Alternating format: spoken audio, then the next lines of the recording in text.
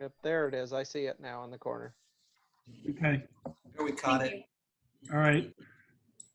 I'm sorry, Todd. Go ahead. No worries. All right. Well, good afternoon, commissioners. For the record, I'm Todd Mielke. I'm with the Sheriff's Office, here to discuss where we are with the small arms range proposed partnership with the United States Air Force, Fairchild Air Force Base. On the screen before you are some of the things that we've identified as milestones. We're hoping to get through the first 4 today, but then make sure that the commissioners are aware of the remaining items on the list. And hopefully each of you have had this, I believe, emailed to you as well. I'm looking at Gina. Yes, that's true. So in case you need to scroll further down. And I've had a chance to talk to, I think most of you individually, but this is the first time in quite some time that we've been able to discuss this item as a group. So the first item, let me just kind of go through the items I want to get through today. First of all, I want to go through and review the estimated cost. Tessa's done great work on that. And we are looking at phase 1 and phase 2. Just as a reminder, phase 1 is the indoor firing range in partnership with the Air Force. Phase 2 is the training facility. And then phase 3 were the storage facilities that were incorporated in the original draft documents. So for purposes of this discussion, we're focusing on phase 1 and 2 and hoping that phase 1 and 2 can move in tandem. And also with regard to this first item, where we were at in January of this year is we believe that the Air Force was willing to provide 65% of the capital cost towards this project. And at that time, it was unclear what they were willing to do on the operating cost, but we thought it was going to be about the same in their starting point. The second item is then based on the financials that we will review with you, is to give you what we're working towards is a conceptual agreement, conceptual proposal to bring to you before the end of July, but wanted to give you updates of where we're at. The third item is to discuss the construction methodology, and the third item will then drive the fourth item.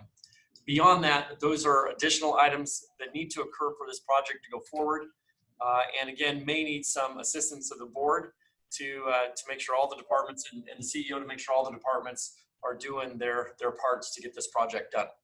So let's start, unless there's questions, let's start with a review of the costs for phase 1 and 2, and I'm going to turn it over to Tessa to guide us through that. Thank you, Gina. Awesome. So here we have kind of what we have reviewed and reviewed and reviewed at lengths with Bernardo Wills and their architects, and we have settled with the Air Force. Is there supposed to be something we're supposed to be seeing on the screen? Because all I'm seeing is your folder here. Yeah. Same thing here. I don't see anything other than the folder. Oh, are you sharing the wrong screen? It's just a list of your files.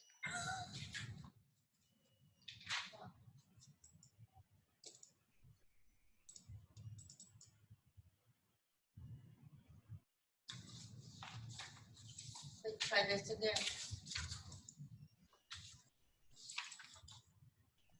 This document was emailed to the board in conjunction with their entire packet for today. Is that not correct, Gina? Yeah, but we have some additional tabs on this one. Oh, you did? Yeah. Well, they won't have seen those. And can you guys still not see it? No, all we're seeing is just the file directory. That's all we're seeing. That's weird because we. See how that one's in green, Gina? Try going back to your Zoom again. Go to where she can't hear you very well. Mary, are you seeing anything other than the file directory? No, I'm seeing the same thing you guys are seeing. I can go open up the other file, but then I'm not seeing the Zoom. Yeah, so it's consistent for all three of us. Okay, hang on a minute. We're going to try something different here. Now go back to your Zoom.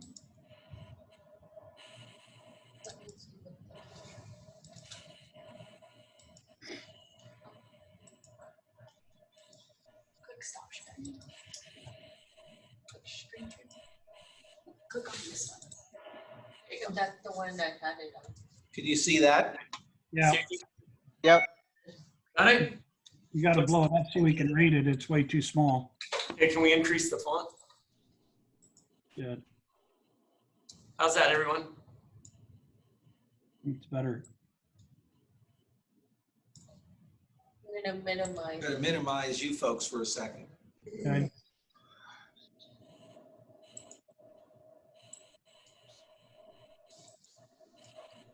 There you go. All right, do you see the full chart now? Yep. Perfect. Awesome. So we've talked and worked at length with Bernardo Wills on the breakdown of the different elements within the 21 lane range and the training facility project. And we have settled on that $19.2 million with Bernardo Wills's expertise involved, and then $13.7 million for the training facility. Those costs we feel are very inclusive for the construction. One point we will make is that there are no contingencies included in the cost amounts on the screen there. How do we explain? So yeah, as you look at this, so the row one, the 21 lane range project, that is your phase one. As Tessa said, 19,258. I don't have my glasses on. The one thing you should know is we just got an email before this meeting. And so the difference between phase one and phase two is listed as the training facility. It's the next row down. We were trying to move the shoot house, which is 100% funded by the county, from phase one to phase two. We had an estimated number of about $740,000. Literally, just before this meeting, we found out that the number is closer to $451,000. And so our numbers are off by about $300,000. So just know that the row one should be closer to about 19,558. The other number should be a little bit less, probably about 13,500. And that's the difference between the two. But row one is phase one.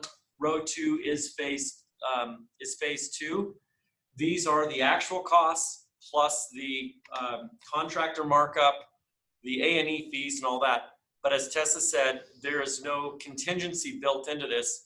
The Air Force does not automatically pay contingencies. So let's come back to the topic of contingencies later in this discussion.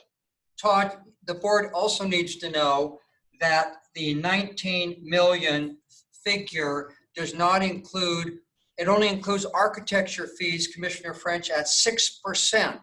And both, I think, Bruce. Jim, there's also A&E fees of 7% in this number as well. But it's still below, what Bernardo Wills is recommending that you need in the project. Is that not true? Yes, but that's on another tab. So Okay. let us get there, please. Go ahead. Yes. So if we move to the next tab. Oh, yes. I'm sorry. Before we leave this one. So if you take a look up at the first row, the 21 lane range project, again, we started this discussion back in January at the Air Force insisting at 65%. This is for capital only, not operating. But if you'll just continue to follow row one over to the right, you'll see that where we are today is the Air Force would pay 77% of the capital cost of this project for phase one. And then the county would pay 23% of the capital costs. They have conceptually agreed to this number. Obviously, at the end of this month, they hope to forward the package to the Pentagon for internal review, but this is their recommendation at this point, is that they would pay 77% of the capital. And we arrived at this 77% with a matrix of the square footage space that each group would occupy, as well as the time utilization that the Air Force would obviously maximize more time in the facility, the 21 lane range portion, and we would be more secondary to that. So that's how we arrived on that 77-23 split. Okay, let's go to the next tab. All right. This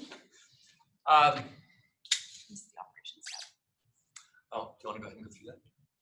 And so on this screen, we have delved through all of the operating costs that we think are reasonable to run this facility. Thank you, Gina. Oh, go one bigger. We can get to that other side in a bit if you can make it more. There we go. Perfect.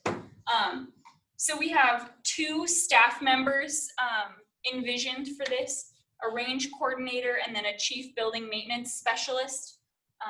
That is both their fully burdened cost, salaries, benefits, the county's portion. And then we have M&O, and most of that has been very well vetted. The range operations, the $200,000 there, is comparable to other ranges. It's typically about $150,000 to $200,000 to operate some of the specialty range equipment.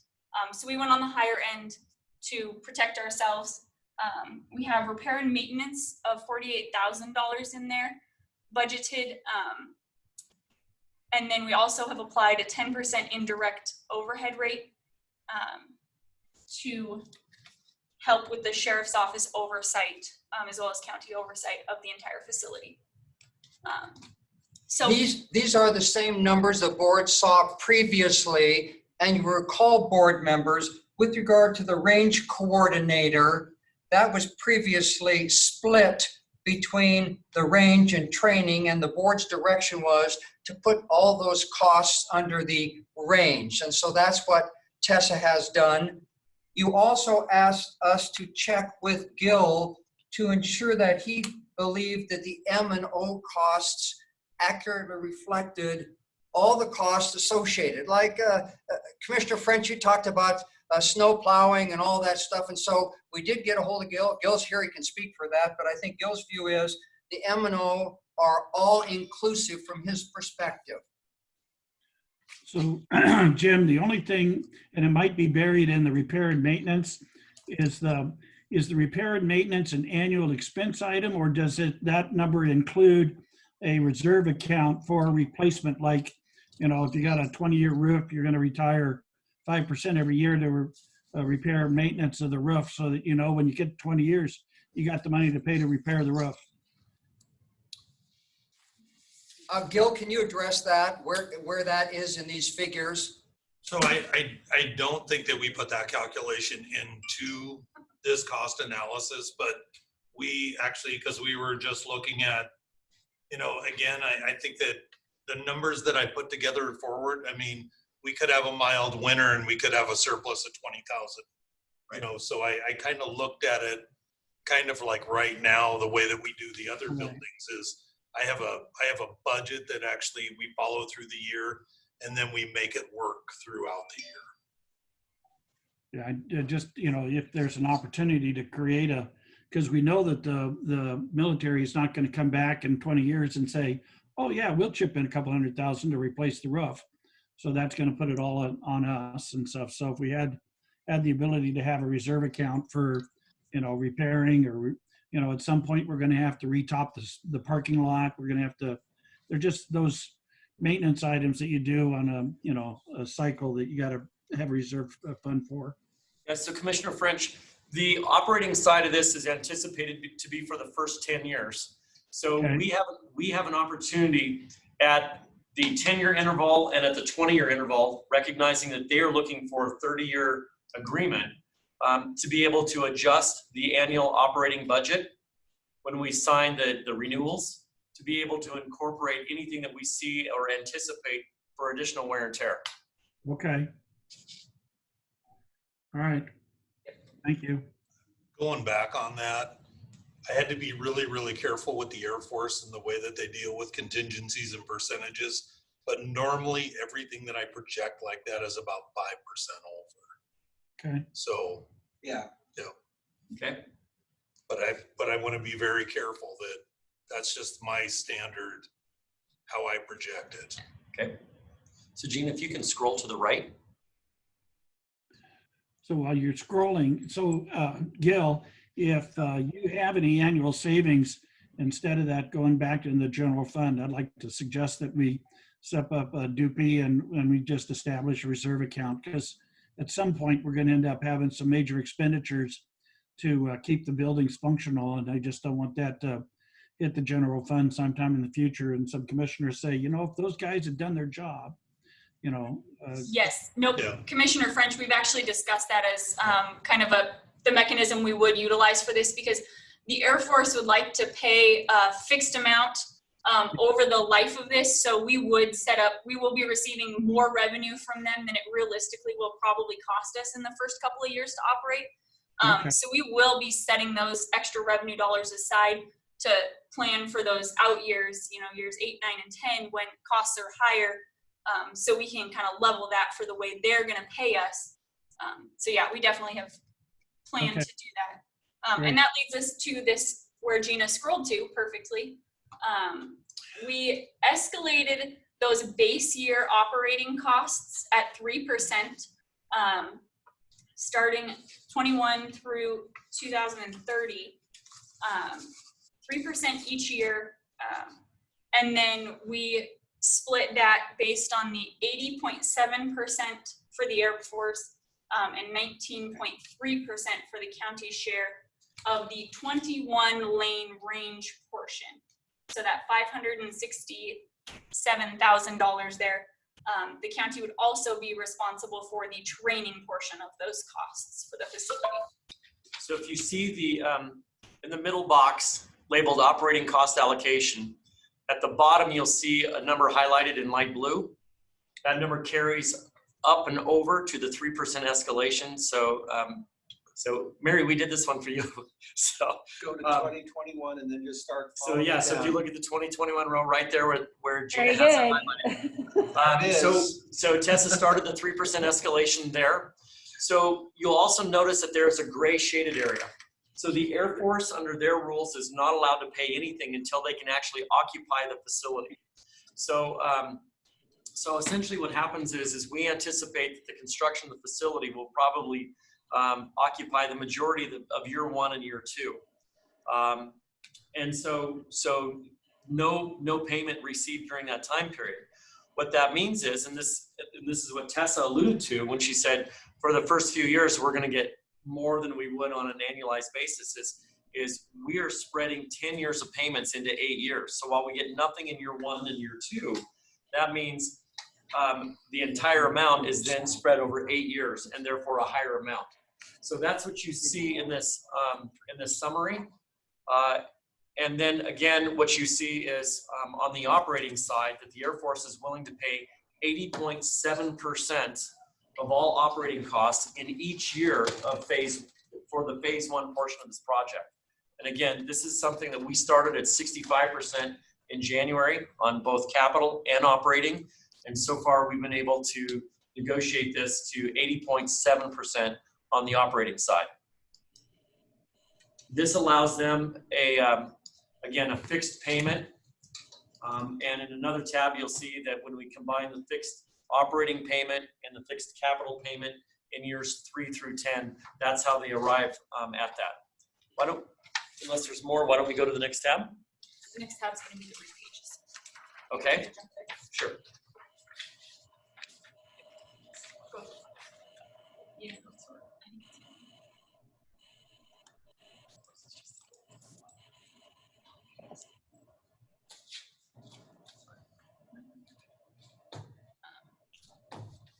So here, Gina, if you just scroll over to the left a little, and then scroll down.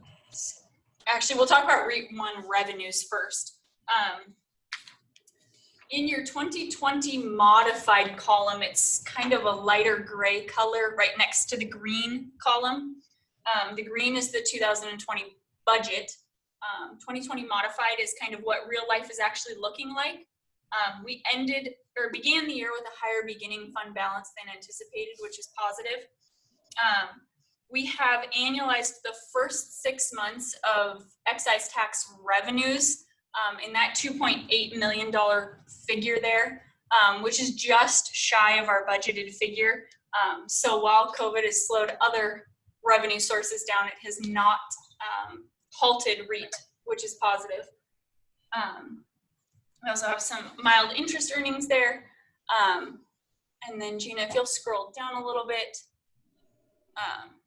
we have all of the current budgeted projects and obligations for REIT 1 funding there. We have our courthouse restroom remodel, which is going on.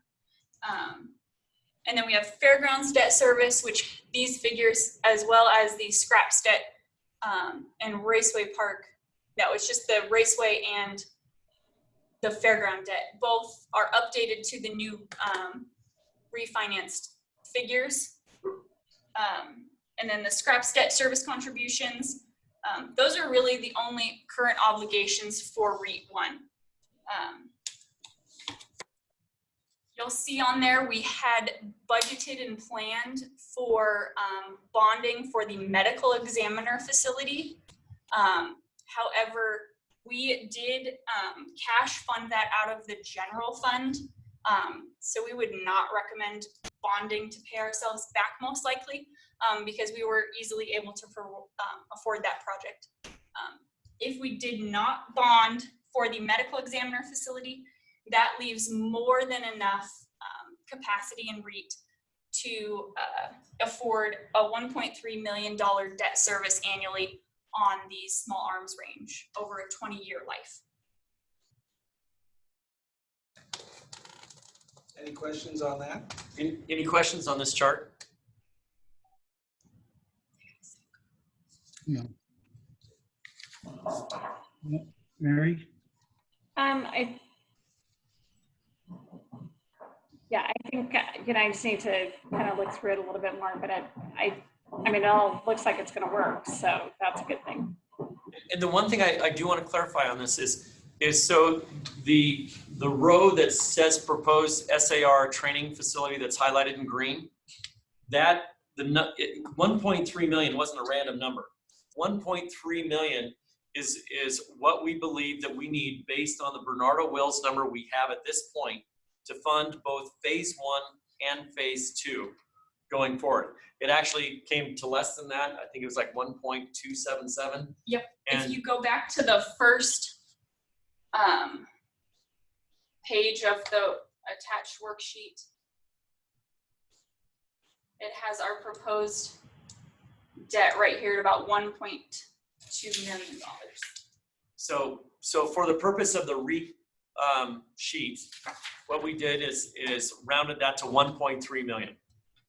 And that is for a 20-year bond to cover both phase 1 and phase 2.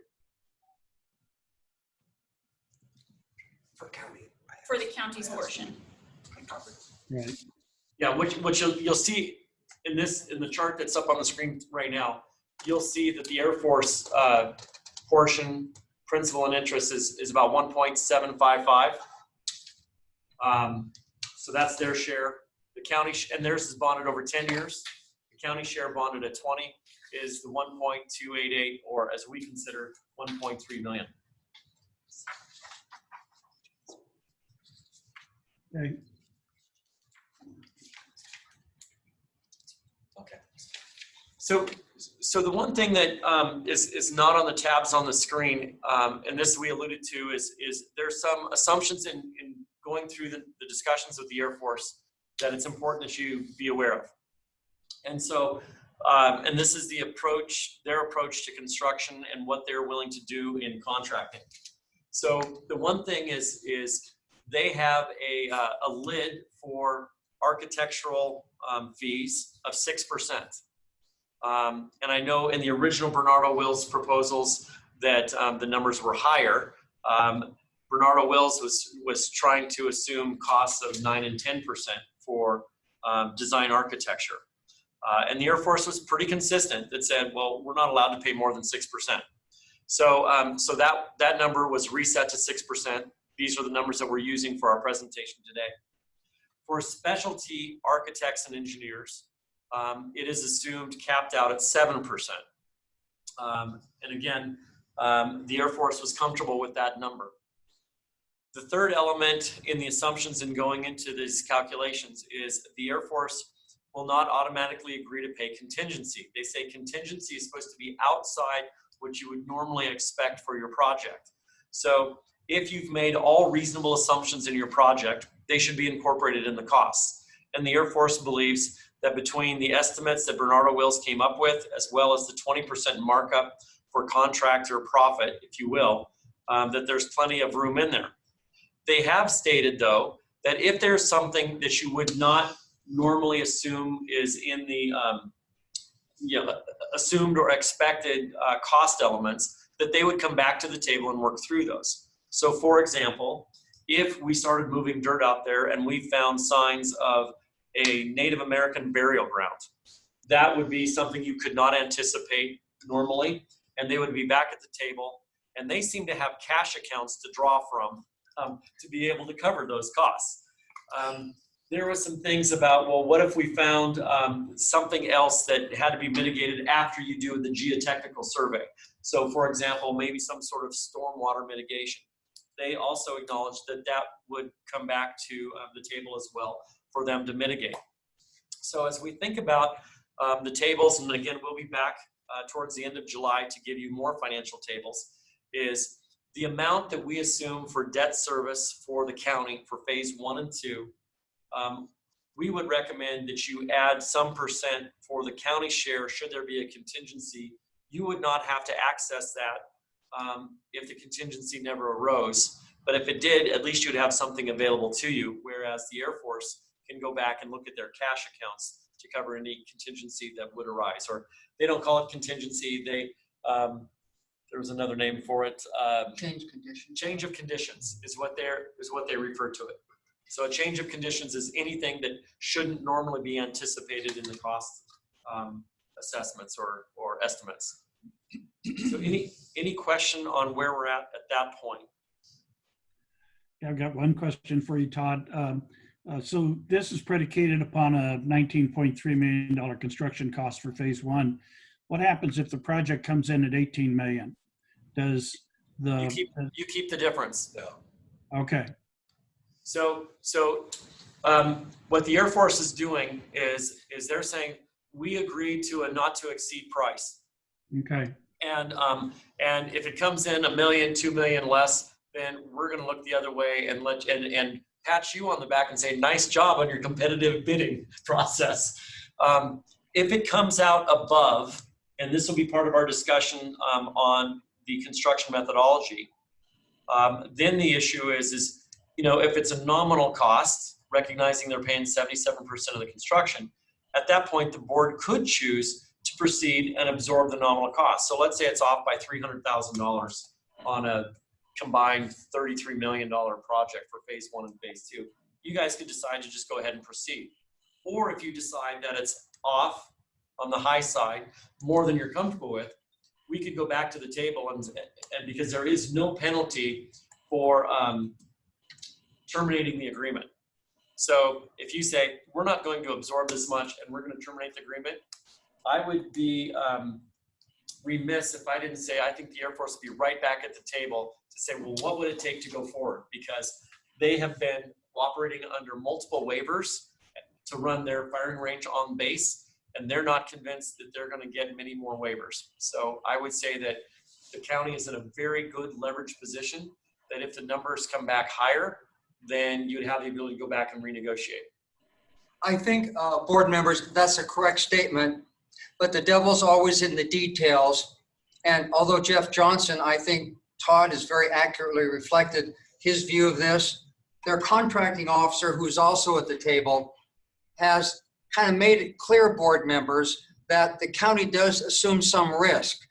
As Todd indicated, if it comes in less than the 19.3, we get the benefit of that increased money. If it comes in over, at what point we have the right to terminate or renegotiate the fee is not yet certain. But I think Todd's statement, if it's a de minimis amount over the 19.3, board members, I think they would expect us to absorb that. But if it's a substantial amount, Todd, I would agree with you. They have suggested that they would sit down for the very reasons Todd has articulated. That is to say, they want this small arms range up and going. but we haven't negotiated those unique details yet, Todd, and that's something that we would hope to negotiate. And I think Todd has been very correct that Jeff Johnson has been very willing to try to accommodate the concerns which you just raised, Commissioner French. So when we started, I mentioned there were some things that we were trying to accomplish today. Item number 1 was to review the estimated costs for phase 1 and 2. And I guess I would ask the board at this time if you're comfortable with the numbers that you've been presented with today. Mary, Josh, you guys okay?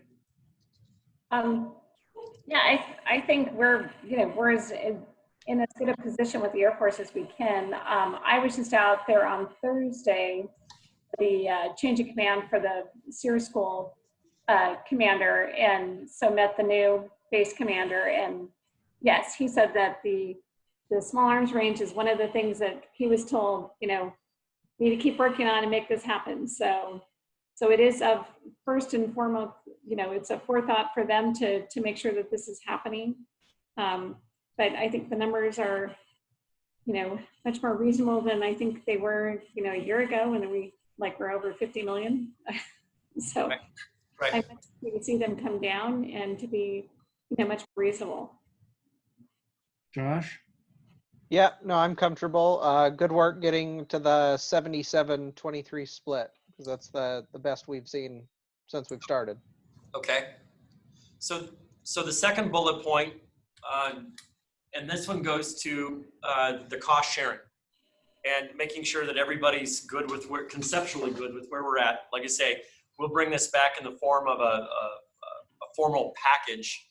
Our goal is before the end of July. But right now, the conceptual agreement is on the capital side, Air Force pays 77%, the county would pay 23%. On the operating side, we couldn't get them to round up, but the Air Force is at 80.7% of the annual operating costs, and the county then would be at the balance, which would be 19.3%. So I want to test those cost sharing percentages with the board and see if you're comfortable there. Okay. Mary, I see you shaking your head, yes. Josh? Okay, we're good. Okay. So the third item then is really the discussion about the construction methodology for this project. And the options that we have, I think, laying on the table before us is to do a design bid build versus a design build. And looking for kind of a consensus from the board on how to proceed. I think there are pros and cons to both methods. I think Jim Amacio has the ability to kind of talk a little bit about the time frame and the requirements connected with the two. The one thing I do want to mention as we dive into this is the numbers that we have so far from Bernardo Wills, based on my discussions with Gil, have really been at about the 20 to 25% design level. It is a very 50,000 foot altitude, high level look guesstimate. The one thing is, do we have the ability to go back and check the numbers again, and at what point do we have to do that? Under a design bid build, we would put this out to a design architect with the goal of taking this from a 20 to 25% design threshold. And I feel like I'm feeling like I should probably just turn this discussion over to you. But the idea is, how do you take this up to a 90 to 95% design threshold so that you can actually release bid documents? And under the design bid build, you would have the design architect come in, take it to a much higher level of design, preparing those bid documents. And at that point, it comes back to the board to say, were the original numbers in the Bernardo Wills document relatively close for purposes of planning, or were we way off? Obviously, if we were way off and they were much higher, we're in a good position because the Air Force says, we don't want to come back and renegotiate, you can keep the money. If the numbers come back and they're higher for the county, then we have the ability to say, we believe that we're in a position to terminate the agreement with the Air Force, and there is no penalty at this point. I shouldn't say at this point. There is no penalty in any of the documents that we've been discussing for terminating the agreement, and we could go back and say, hey, it came back $1 million, $2 million higher, and we want to come back to the table. So that's one thing that I guess I want to point out then with regard to one more financial backstop to determining where these numbers are. The last time we met, board members, we discussed this issue, and Commissioner French wanted facilities to explore, if you will, the design build process. And after we talked about it for a while, Commissioner French and Commissioner Kearns were of the view that with regard to the SAR, we should proceed with the design bid build. Commissioner Cuney, before she wanted to cast her vote, wanted to find out if it was possible for facilities maintenance and our purchasing department to take some classes, if you will, on the design build process. And so at that point in time, Commissioner Cuney contacted her husband, and as a matter of fact, Gil and Bruce are going to be participating in a design build class relatively soon. Having said that, however, the process, as Al is aware of, and probably the rest of you are, the process to do a design build is somewhat complex. The first thing we have to do is we have to submit an application to the State Department of Enterprises to get their approval to do a design build on the SAR and, if you will, the training facility. And frankly, board members, that is a somewhat complex process. That would require the county to hire other project individuals to be part of our project team.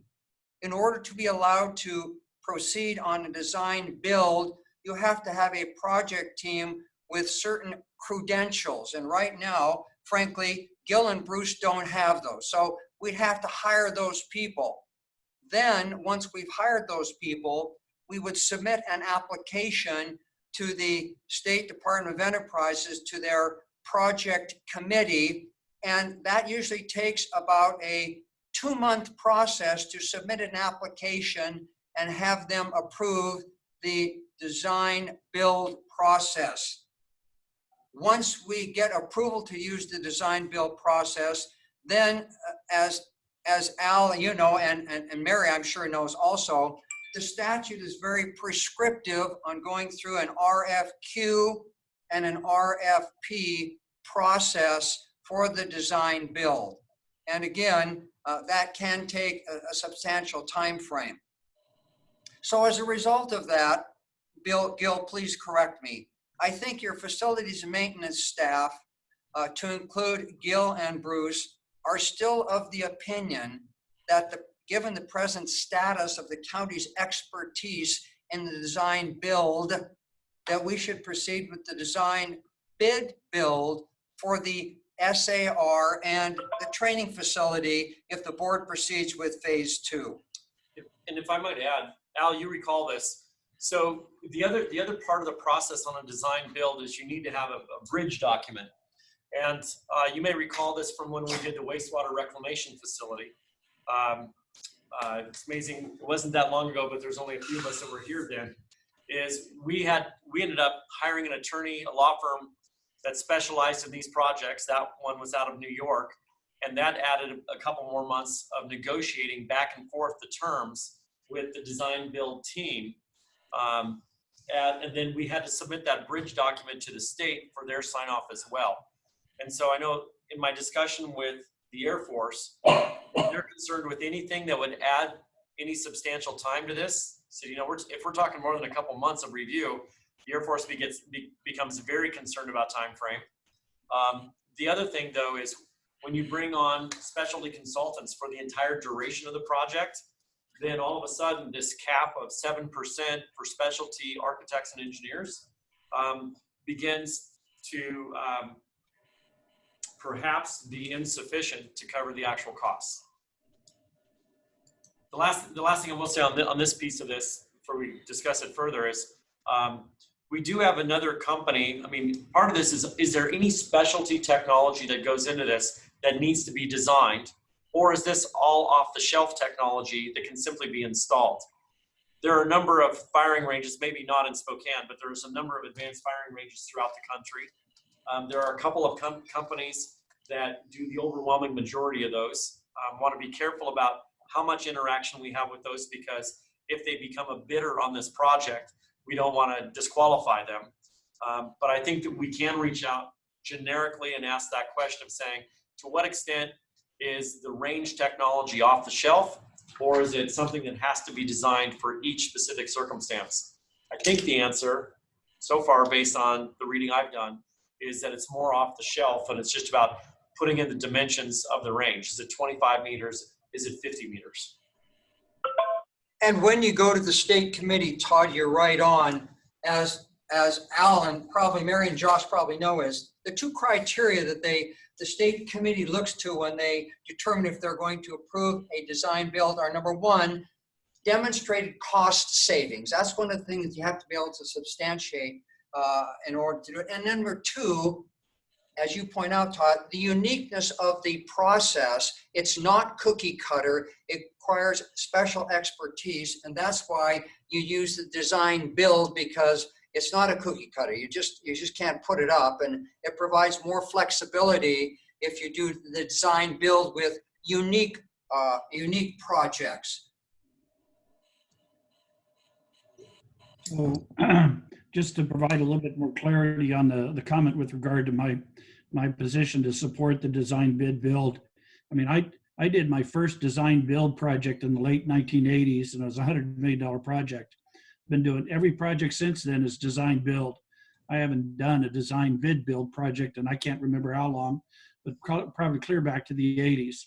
I think it's a much more efficient, much more effective way of delivering projects and stuff, especially when you have a financially constrained project like this is. Agreed to design bid build because we just don't have that expertise on staff. That's the only reason I agreed to it. I don't think it's going to be the most effective, but it's what we're left with until we get the expertise in-house. So just to provide a little clarity on why I supported going the design bid build. So Josh, Mary, what are your thoughts? No, I mean, it's so, I was able to talk to Max and the Design Build Institute. I had classes, I think, instead of, everything with COVID, stuff's online and a lot cheaper. And so I'm excited that you guys are going to go through that and get that taken care of for you guys. I think, there's, Todd, you and I talked that there's a company that actually specializes in, designing these facilities, and that there was, so I mean, I guess I would just want to make sure that we're taking advantage of people that have the expertise. Bernardo Wills is a good architect, but this is a unique, a firing range seems a little more unique, but there's companies that have the expertise in that. So I'm hoping that we could, see what the expertise was and be able to take advantage of that. So my goal is to reach out to that company and confirm just how much off the shelf the firing range technology is. If for any reason there's an expertise that really has to be designed on a per use basis, I would get back to you right away, and I hope to have that accomplished before the end of this week. I think the other factors that I'm looking at are we're financially constrained with regard to our specialty architects and engineers fees being capped. So we're constrained there, and we have a partner that is a big partner, financially anyway, that's extremely time sensitive right now. I would say if we didn't have the constraints on the A&E, specialty A&E, and if we didn't have a partner that was feeling so time constrained, I think it is good to have a county that has the flexibility and the staff that's got the credentials to do either construction methodology. But I think for this project, we have some special circumstances that has me leaning towards the design bid build. But if I find different information this week from the company that does, I think, as many of these ranges across the country as anyone, if I find contrary information, I'll be back right away to say, stop, let's go reverse, let's go a different method. If we find out that there's anything that's a specialty component on this. Josh?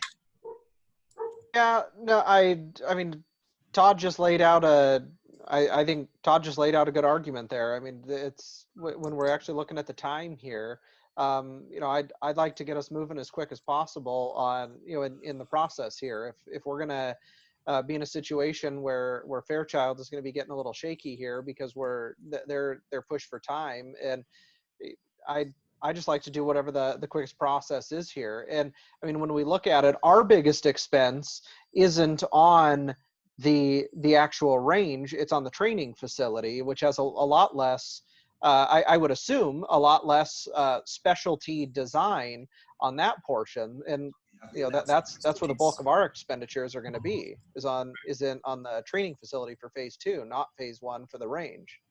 Right. And you're correct. The training facility is really classrooms, common areas, restrooms. It's think of it like a small school. Pretty straightforward.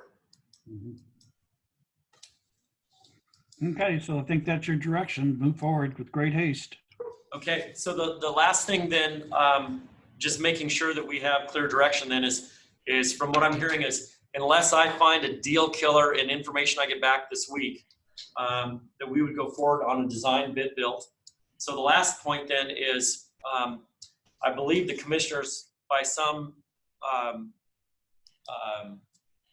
what would you call it, official action, would have to approve the release of an RFP, RFQ for a design architect with the acknowledgement that it would be budgeted for to proceed.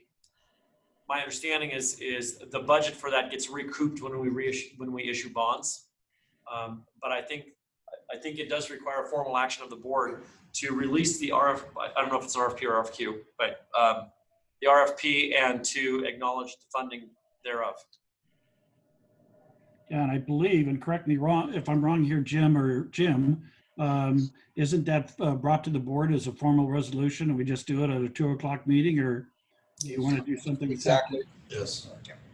Okay. That is correct, Commissioner French, and Jim and I talked about that earlier, and they'll bring that in front of you. That is correct. And the key in here is, Todd, to make it clear, is the RFP for the architect is for not only phase 1, but phase 2. That's the whole idea here. Both phases, board members. Right. Yeah, because we're trying to get phase 1 and phase 2 to go in tandem. They're not just adjacent facilities, they're connected facilities. So like to know that there's some coordination in how they're designed and how they're constructed.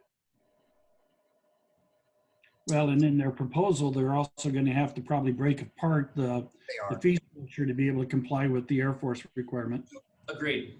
Yes, we had that discussion on the financials. Okay. Commissioner French, can we please go back to the other item? I want to be sure, Todd, there's no misunderstanding. I understand that the board wants to proceed with the design bid build unless after your and or Under Sheriff Ellis's conversations with a particular consultant, you determined that this is a unique project which design build would be suited for as opposed to design bid build. Is that correct? So I think what you're saying is we're going forward with design bid build unless we get information to the contrary, that it would not be in the best interest of the county. That's what I understood. And okay, be sure I want to mention, so does that mean, Todd, you get back to Friday with the board and we meet with them a week from today? I just want to get the timetable scheduled. No, we go forward unless you hear otherwise. We're not waiting for me to get back. Okay. So we're going forward unless I hear information to the contrary. If such a resolution is produced by tomorrow, Chair French, do you have any objections to bringing it on by leave? Josh, Mary, do you have any problem with it doing as by leave? I'm fine with that. No, if you guys can get it done, we can deal with it tomorrow. All right, thank you. Okay. Yeah. So just to give you a quick kind of where do we go from here? The goal with the Air Force is to have a package deal put together for both parties before the end of July. The proposal would include a partnership agreement, the IGSA, which is the Intergovernmental, I forget what the S is, Services Agreement, and an operations plan. And we're well underway in doing the operations plan. We expect to see a partnership agreement and a draft IGSA here in the next week or so. And so we hope to have those documents and further refined financials to you before the end of July. So that way the county can start its final review process during the month of August. The Air Force will go through its final review process in the month of August at the Pentagon. And their desire is to come back in the first, about mid-September, and have a signing ceremony with the county. And we'll see where COVID is, but they'd like to make that as public as possible, kind of announcing and kicking off the partnership formally with the signing ceremony. So that is their goal. There are a couple of things that we need to do in parallel while we're going down that path. One is we need an amendment to the capital facilities plan as soon as possible.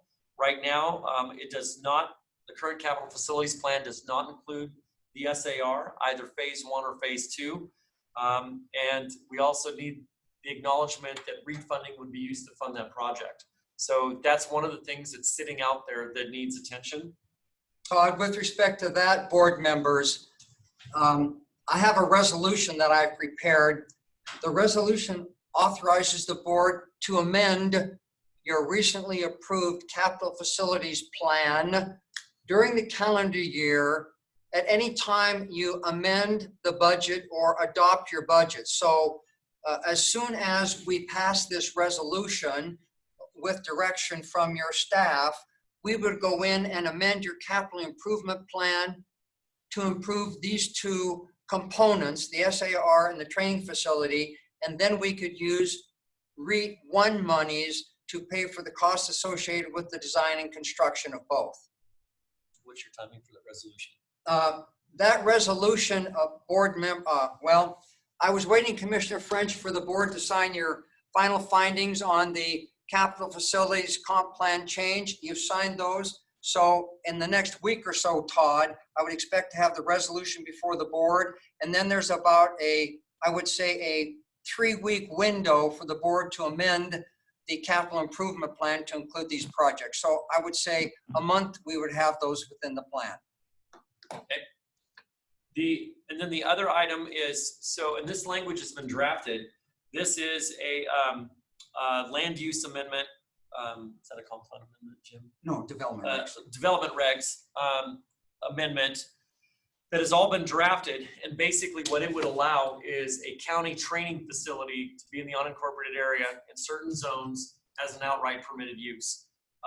Again, we spent considerable amount of time on committee and in task force reviewing that language, getting it right. It's ready to go.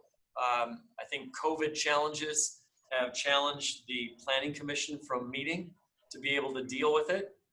So I'm hopeful that we can find a way, even through Zoom technology, to be able to bring the Planning Commission together to be able to address that issue, because it then has to come back before the Board of County Commissioners. Again, in addition to the capital facilities improvement plan, the development regs, these are all things that we would like to have done in advance of a signing ceremony in September, so that the land use is ready to go, the capital facilities plan is ready to go, and we're able to apply for permits and proceed. With regard to the development issue, the board, Todd, took formal action to approve that and send it to the planning department for public hearings. And you're correct, the planning commission, because of the various issues you've talked about, has not met board members for some time. And I've talked to the planning director about moving forward with a public hearing, given the Zoom technology that we presently have, but our hearing room is not set up for Zoom. So we'd have to come up with some other options for them to have the planning commission meet. And of course, we don't know what the governor's going to do about in-person meetings. That ends on until July 9th at the present 7th. So we'll find out what he's going to do with regard to in-person meetings in the next day or so. So on that issue, Jim, he is going to extend it beyond June 9th. They are adjusting language to try and acknowledge that some meetings can occur, other meetings cannot. And so the language has been developed. It's with, from what I understand, it's with the AG's office now, and he'll probably take an action on it well, more than likely Thursday, and that'll extend the time period beyond July 9th. Thank you, Al. I've noticed that in the governor's present process, phase 2 is limited, no in-person meetings. Phase 3, Al, at least on the present, is more expansive, but I'm glad to know that he may be changing that. So we'll look at that closely and work with John Peterson. Perhaps we can use the conference room and do a Zoom technology like we're doing today. We'll figure it out. Okay. So those are the items that we wanted to present to you. Those are the items that we needed direction from the board on. Are there any questions, concerns, or comments that you would like us to be aware of as we go forward and continue negotiating and trying to reach our completion of a package before the end of July? And it looks like Josh is good. Mary, are you good? Okay. And so I'll go to work. My commitment to you is I'll go to work on trying to confirm with the outside consultant and get back to you guys one way or the other before the end of the week if I can find somebody available. So Okay. thank you very much. If you guys are all good with it, I'm going to go ahead and start the RFQ process.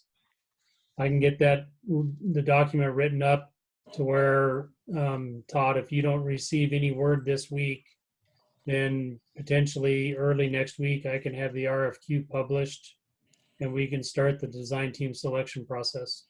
Okay. Well, Chief Ellis and I will go to work on trying to get confirmation ASAP. Okay. Very good. Great. Thank you so much. How do you feel, Bruce? You still doing good? No, I'm doing great. Thank you. That's great. They're kind of kicking my rear end in my cardiac rehab, but that's good for me. So Yep, they'll whip you into shape. yeah, they're working on it. I'm gonna do that when he gets back here. Hey, Bruce, if you run out of painkillers, I've got a supply now. So Oh, actually, I've been off of those for quite some time now. But it's nice to know that there's an offer out there.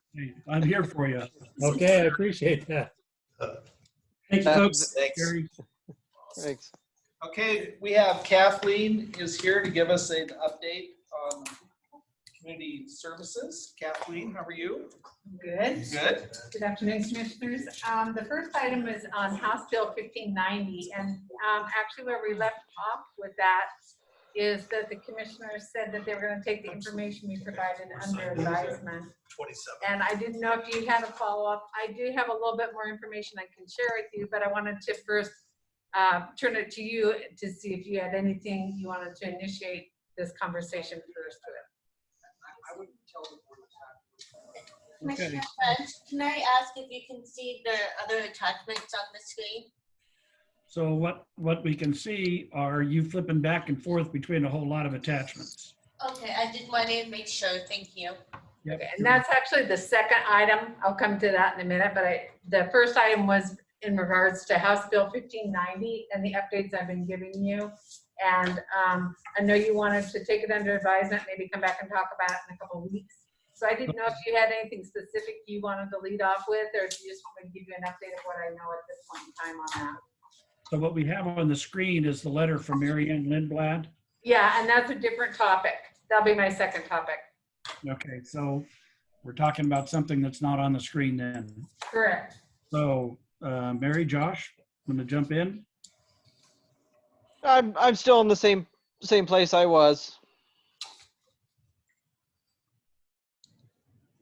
So I apologize. I was texting with something I needed to take care of. Okay, so which? The question is, where are we at with regard to the 1509 bill? The sales tax increase. Sales tax increase. Yeah, I'm still torn on it, quite frankly. I mean, I'm still reeling from the fact that we couldn't put it to the voters, and so giving them that option and giving us the option. I know Spokane will adopted as soon as they can. So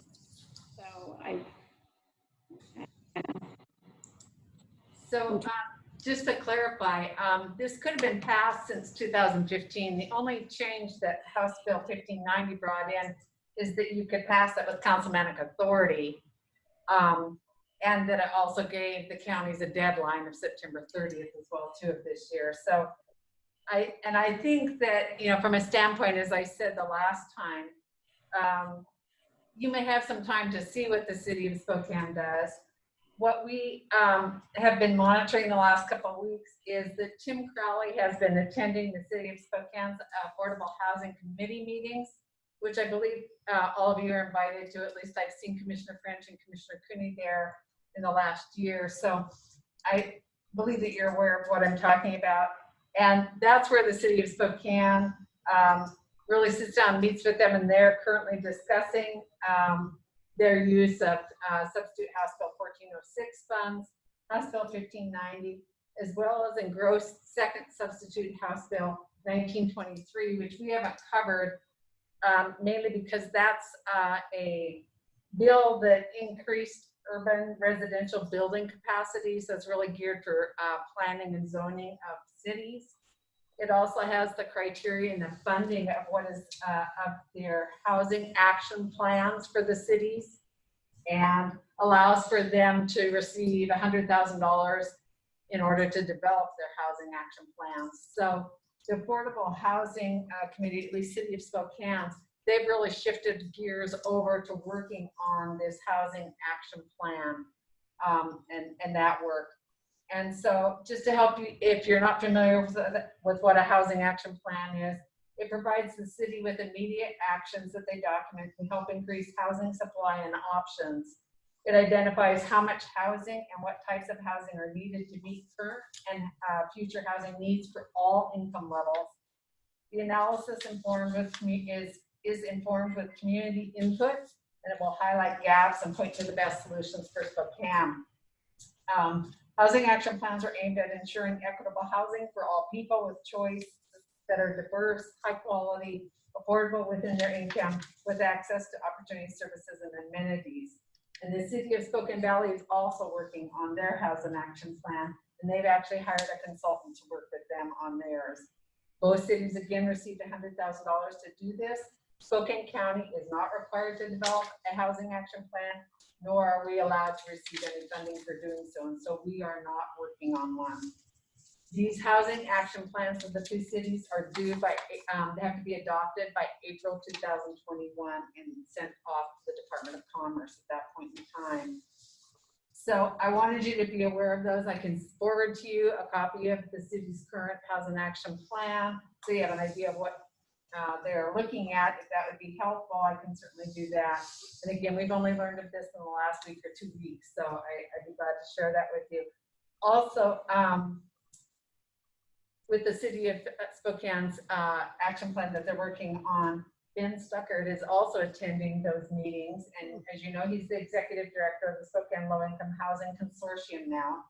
And I was thinking that it might be helpful to the commissioners if we invited Ben Stuckert to meet with you and with us in attendance as a CSHCD update, to have him discuss his vision of the Spokane's affordable housing plan. He could also discuss Spokane's housing action plan, 1519, 1406, his thoughts with regards to the use of that funding. And he may also potentially have evidence that he could share with you of the affordable housing needs in the city of Spokane and Spokane County.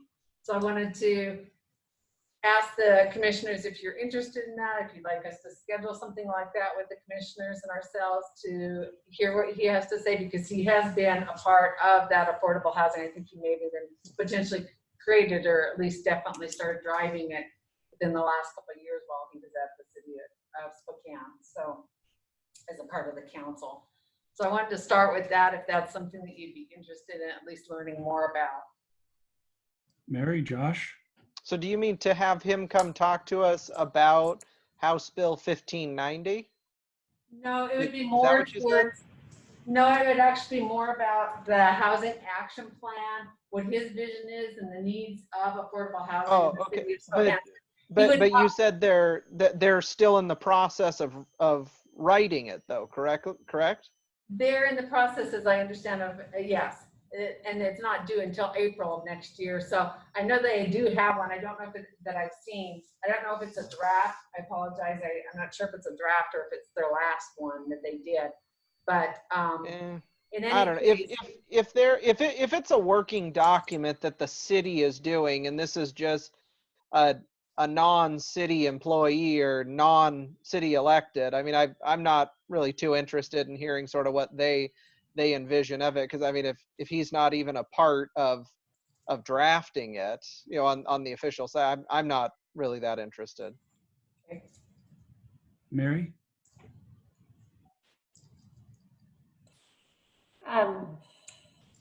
So Ben's role is, what is it again now? he's the executive director of the Spokane Low Income Housing Consortium. Okay, and is that just for the city of Spokane, or is that? It's Spokane County and Spokane City for the region. Okay. I will leave that up to my other two commissioners. Well, so I mean, am I understanding that correctly? Is he helping draft the action plan? I think he's involved in those meetings, and so I think some of the, probably he has influence on it. I don't know that he's actually drafting it. It's probably the city of Spokane staff that are actually drafting the document. Okay.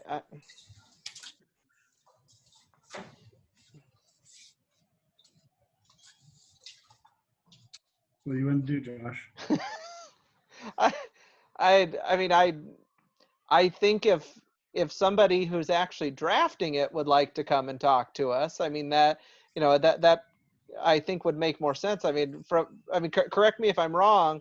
The organization that that Mr. Stuckert works for is a lobbying organization, kind of a quasi lobbying organization, aren't they? I don't think I can speak for that. Okay. Go ahead. No, she said she can't speak to that. I don't No, think she I can't. can. I apologize. I mean, I could have that wrong, but that's, I kind of thought that they were more of an advocacy lobbying organization. Very much so, advocacy for low-income housing, definitely. Yeah. Okay. So Kathleen, how long has Srljc been in place? You know, I don't think I know that. Seems to me it's only been there for a couple decades. I thought we created that back in the early 2000s, but my memory could be not serving me well. Yeah, I don't have the information on that detail, but I can certainly get it. The information that I was provided just is when they announced him becoming the executive director. And they say they are a membership association that Commissioners, this is Tim Crowley. Can you hear me? Yeah, hi, Tim. Yep. Go ahead, Tim. Go ahead, Tim. We heard you and then you went away. Commissioners, Yeah. this is Crowley. Yeah, I can clarify a little bit about Spokane Low Income Housing Consortium. They've been around for quite a while. They serve as a regional lobbyist for housing providers and housing developers. They're all nonprofit agencies. And I believe Ben was looking at a discussion about affordable housing in general as it relates to his members, and also some of the planning efforts that are going on regionally.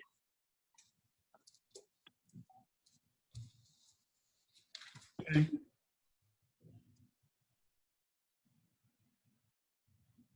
Well, it doesn't sound like Josh is excited about having him come in yet. I Well, think it seems like it would make a little more sense once we see what the action plan is that the city produces.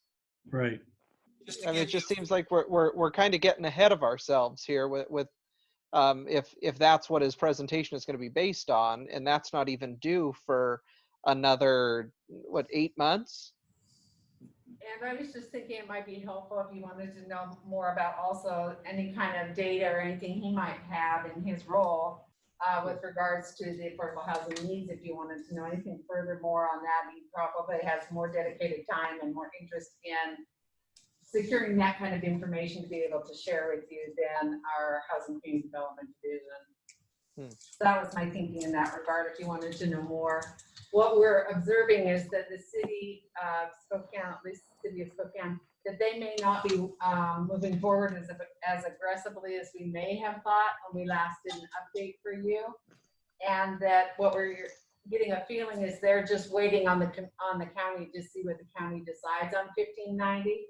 Because obviously time is on their side with regards to that, because they don't have the September 30th deadline. So we may not have the advantage of being able to watch them, you know, to see what occurs before the September 30th deadline in that regard. So I just wanted to be transparent that that was the latest information that we had, is that they were refocusing more on the housing action plan. Just as just for some information, I got the board of directors and staff up here, and Edie Riceauer from Transitions as the president, Amber Johnson from SNAPS, the vice president, Jonathan Mallahan is the secretary, he's from Catholic Charities, and then Dan Sigler is treasurer from Pioneer Health Services. That's who their board is. Yeah, so I'll back up a little bit here with regard to the 1590. I'm not in favor of moving forward with it without the ability to go to the voter. I'm not going to impose a tax, especially in this kind of environment, without the voters saying, yes, we're willing to tax ourselves. And then the other part of it is willing to tax ourselves to accommodate low-income housing, when a lot of the folks are just struggling to stay in the house they have right now. I just think the timing of it is really bad. And so as far as I'm concerned, I'm not interested in moving forward with 1590. The other part of it is, how much of the low-income housing do we want to push to the perimeter of the city and into the county and the unincorporated area, keeping in mind that, you know, one of the criteria that you try to achieve with low-income housing is located adjacent to other services, so that you reduce the amount of financial resources need to for transportation issues and stuff. And so a lot of those services that those folks are going to be looking to and relying on are not available in the unincorporated area and stuff. And so why would we impose a tax to provide a product in an area that's not really suited for it, when it's best suited to be located next to those services that are already in place? So I guess, you know, it's a worthy effort for the cities to engage in. I'm just not sure that it's a county effort. That's just my opinion. I could be the minority here, and that's fine.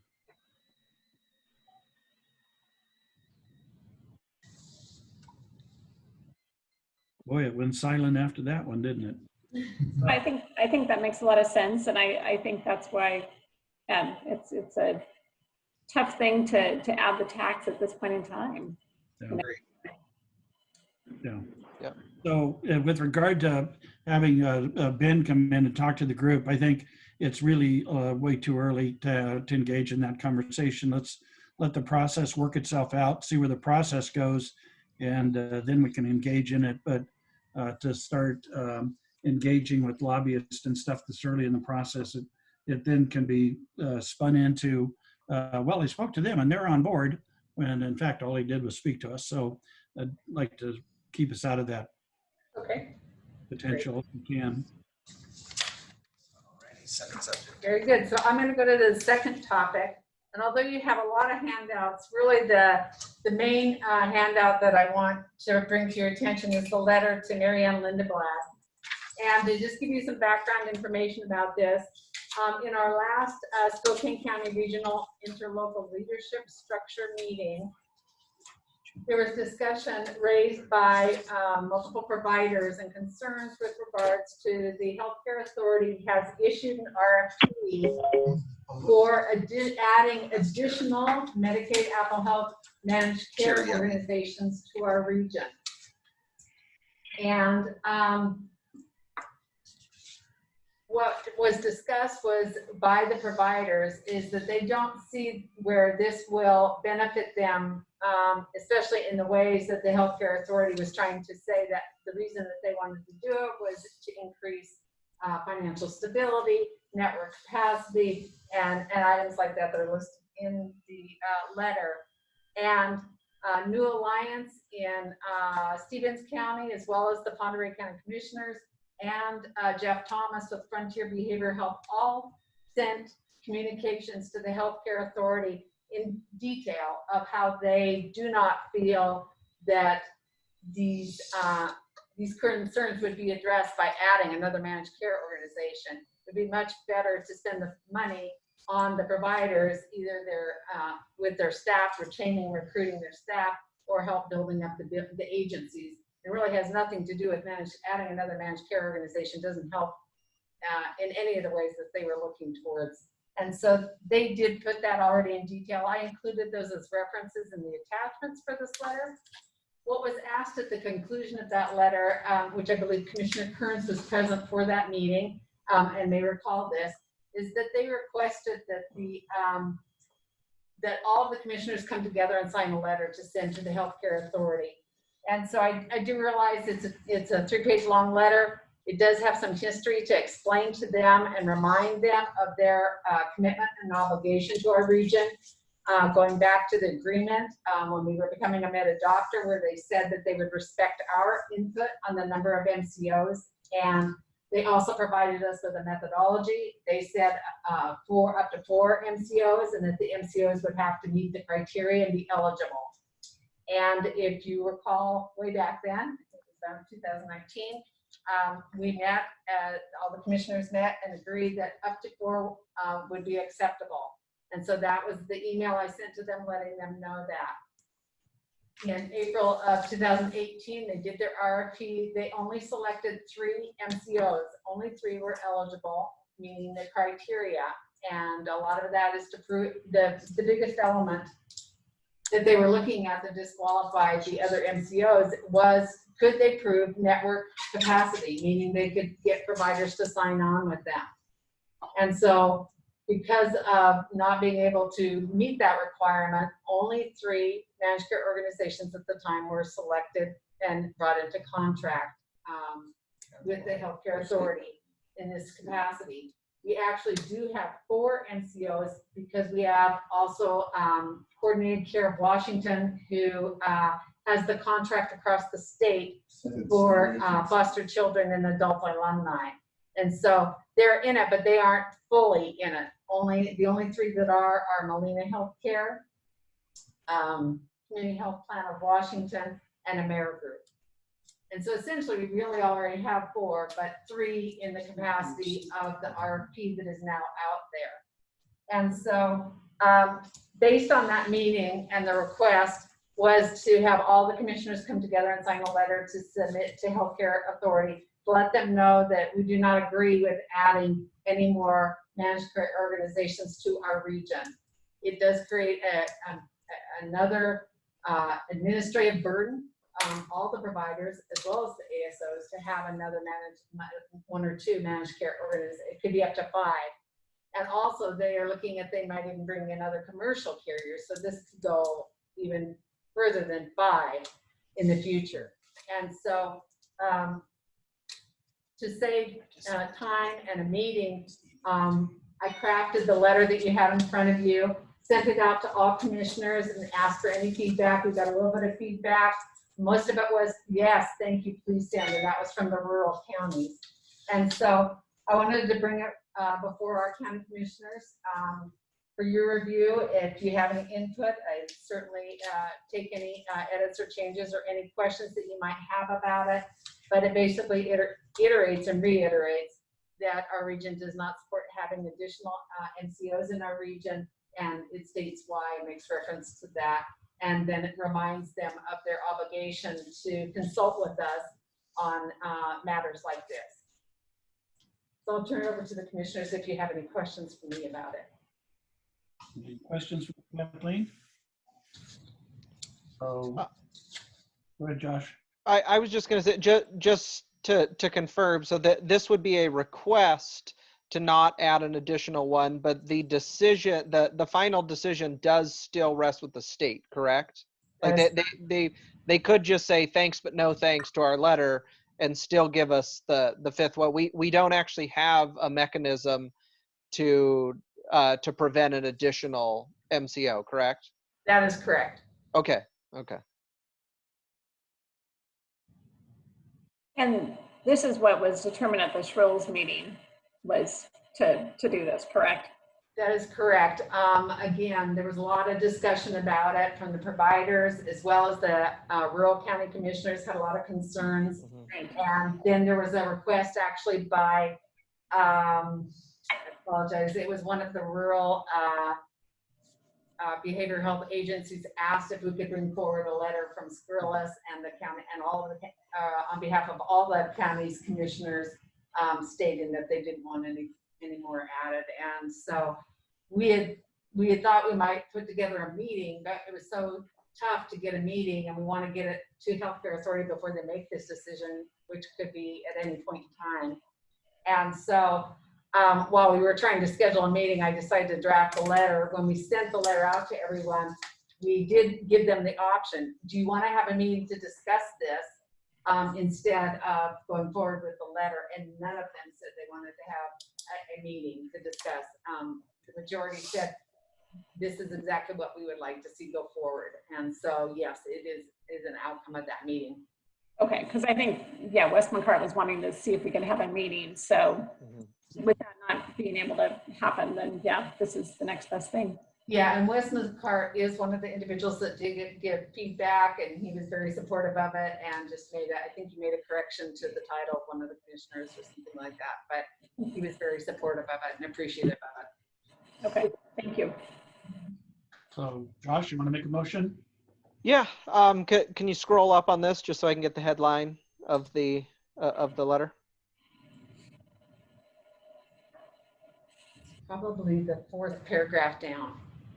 There you go, right there. All right. Mr. Chair, move to authorize the drafting and signing of a letter to be signed by the board and authorize the use of our stamps for the Spokane RSAs, county commissioners to join with the BHAs of our region and stating to healthcare authority that we do not view an expansion of MCOs in the Spokane RSA as a solution to improve patient access, contribute to provider stability and or financial viability, or to be the right time. I will second that. Okay, got a motion and a second. Any discussion? Seeing none, all in favor say aye. Aye. Aye. Let the record reflect motion passes unanimously. Okay. Thank you, commissioners. Thanks, Kathleen. Okay, Jerry, what's up? Real quick, an answer. Commissioner Kearns, you had a question about the governor's announcement about funds, additional funds to help renters. If it was statewide, it is. It says this week's distribution includes $163 million to the State Department of Commerce to provide aid to many of those hardest hit by the economic fallout of the worst pandemic in more than a century. And it includes $100 million to provide rent assistance to low-income renters at risk of homelessness using an existing framework to send rental payments directly to landlords. But this is statewide and it's being administered by the Department of Commerce. Okay. All right. Yeah. Just wanted to make sure that it didn't only apply to the cities and counties that did not receive the direct payment from the feds. So that's great. Yes, yeah. Okay. Thank you, Jerry. You're welcome. Next item. We are into miscellaneous. I do, if I may, we have nothing on the agenda or the schedule for our morning CEO meeting. We do have some items for the afternoon. And if we have nothing for the morning after our COVID recovery committee meeting, I would suggest that we cancel it. Okay. The CEO briefing, okay? Okay. Go ahead, Mary. No, that's great because I've got 9 o'clock. I'm doing the Central Valley School District, their school reopening, and then I have a Hutton Settlement board meeting. So, Okay. We have a very short agenda for after the consent agenda. Mr. Arkills will bring over issue that's an executive session and whatever miscellaneous things we come up with between now and then. Okay. He will. Jim told me that he'll be appearing by Zoom, Mr. Arkills. Okay. So, Josh or Mary, do you have any miscellaneous items you want to bring up? I don't. No. Mary? I don't think I do at this time. So I'll visit with one item, and this is more of a conversation than it is looking to try and take any action. But at the last Srljc meeting, and of course that was right after all of the protests and or riots that took place, I was asked during the Srljc meeting where we're at with regard to the status of the vacant citizen position. And I indicated to the group that we were not of a mind to do interviews by Zoom, and that we would do the interview for filling the vacancy once we had the ability to do the interviews in person. I think that was fresh off of our interview process with the CEO, and I didn't think that we wanted to repeat that again and stuff, but I figured I better come back and revisit the issue with you guys, because if you want to move forward with doing the interviews via Zoom, then one, I need to inform the Srljc when we meet on that next week, or this week, and then we need to go ahead and get that scheduled up. So I figured I better touch base with you and make sure that I wasn't inaccurately representing what we'd like to see happen there.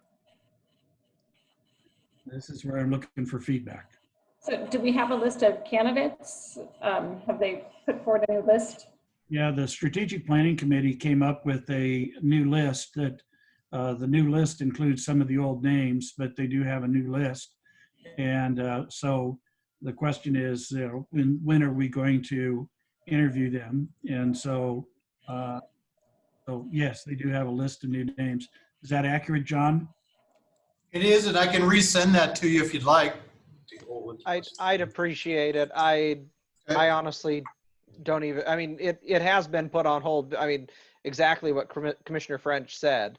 I mean, I think it's difficult to really get a good feel for somebody for such an important role when you can't sit down at a table with them and have a real dialogue that's not just over Zoom. One of the questions I had as well, I know over the in the past, the seats have been designated for individuals that have a specific background or bring a specific expertise. Is there a desired specific expertise for this seat? I mean, I apologize for not knowing that. It's been a long process, and I honestly don't remember. No, that's a fair question, John. Part of the requirement that you've asked of strategic planning is that when these positions become open, that we do a search and bring it back to you and say, listen, this is the type of individual, what their expertise is that we're looking for. Mm-hmm. The position we're talking about right now is Alex Jackson's seat, who had been obviously. He had brought a healthcare, mental Correct. health background. Right. Correct. So that's part of the responsibility of the strategic planning group, is to make sure that we let you, the LJC, know what maybe some of these requirements are. So is there a desired background with this current vacancy? Well, this goes back a year. I'm looking at Jim Kaufman also. Alex's term, I think, ended sometime in October. Last October. And John Haley's, I think, ends is coming up. What we did for, what the strategic planning did for this, the Alex's seat, was we used the same rubric that we used, what, Jim, 2-3 years ago? I think it was used maybe even before you and I were involved in it. Yeah. That was when I think Carmen and Aaron were appointed. So to answer your question, Josh, no, we did, the strategic plan didn't go out looking for a healthcare professional for this seat.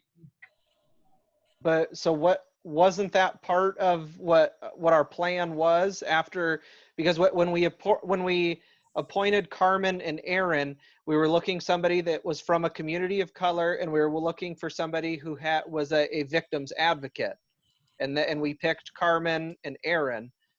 So this is the current vacancy. We're not looking for a specific background or special or expertise for this current one. Well, and I could be, my memory is that originally there were 4 candidates that you interviewed, and I don't think any were really from a health background. No.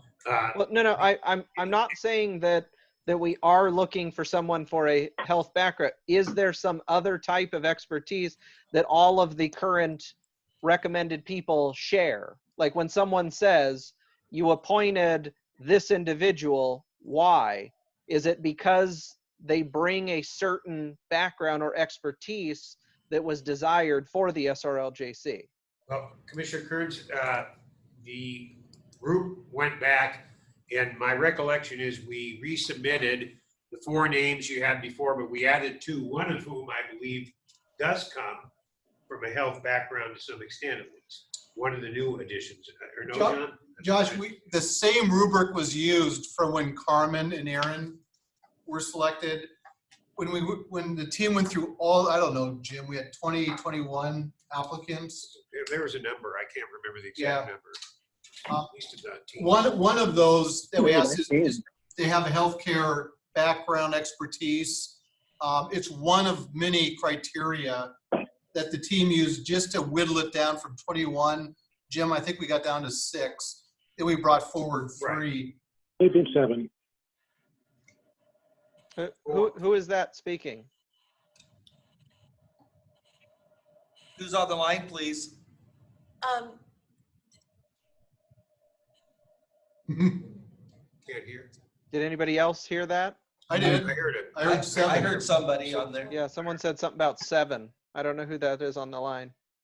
435 435 7951 759 7951. 7951. Can you identify yourself, please, for the record? Caller? I guess not. So just for historical perspective, when we set up the SRLJC from the very beginning, there were only 3 citizen positions on the committee. And so we did the interview process, and we identified the 3 that we wanted on the original makeup of the SRLJC.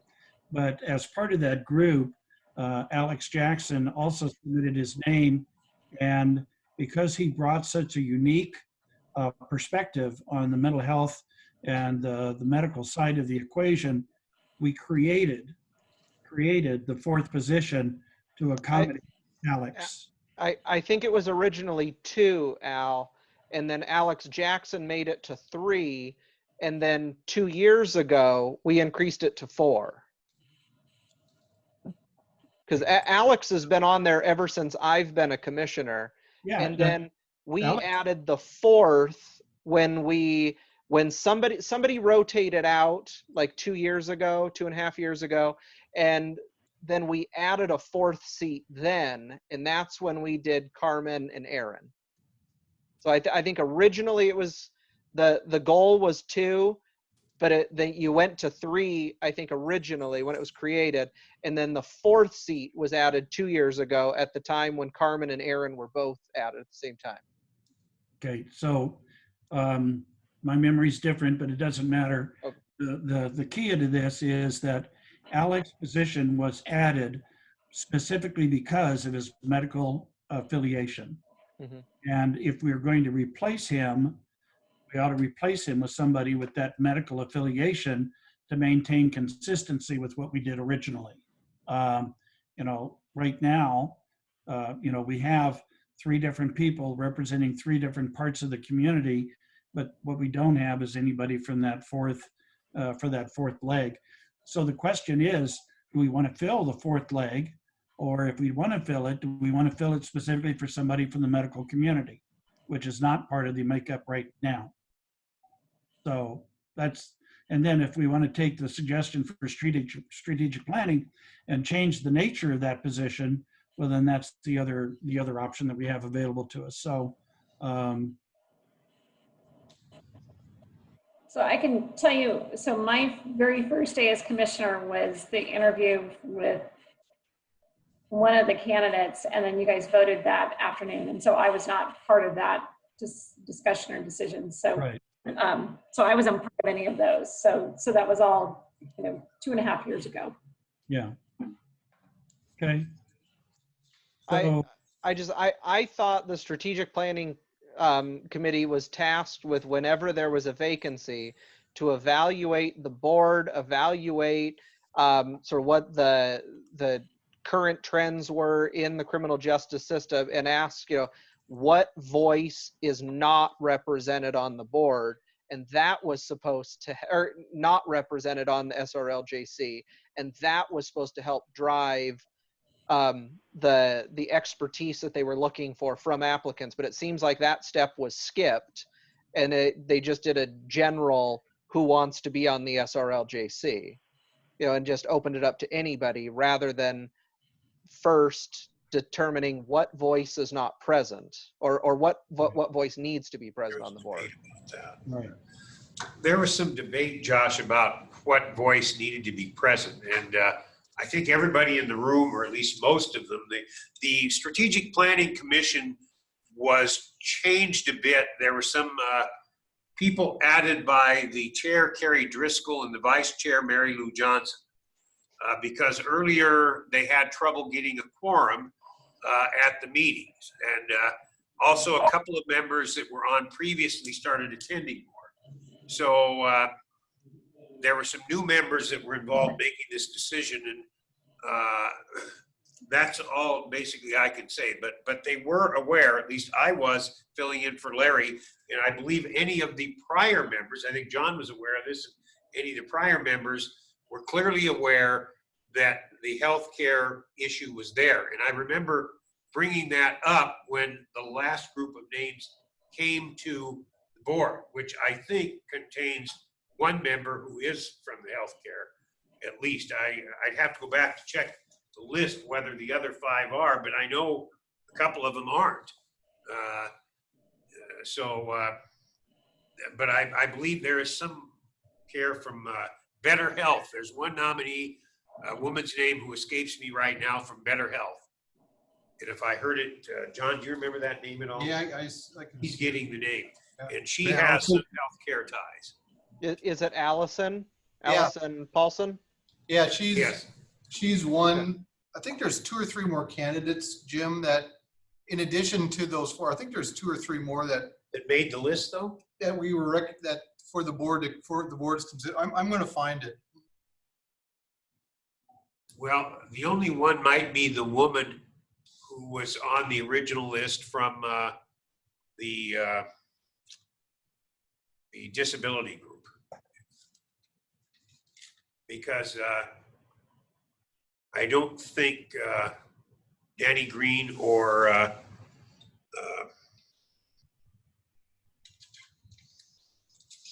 Patrick Stryker or Curtis Hampton met that.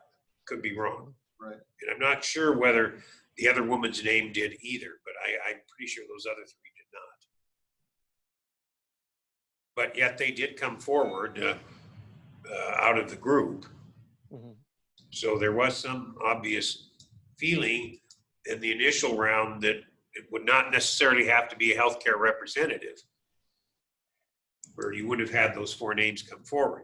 And I don't think one of the last 2 names that came forward from the last meeting was healthcare either. Well, and I guess part of the conversation is that this committee is created as a committee of the Board of County Commissioners, and I'm a little concerned that having seen us go through this process with regard to the citizen position, that it's starting to turn into a different kind of struggle than a different kind of a goal than what we originally set out to do.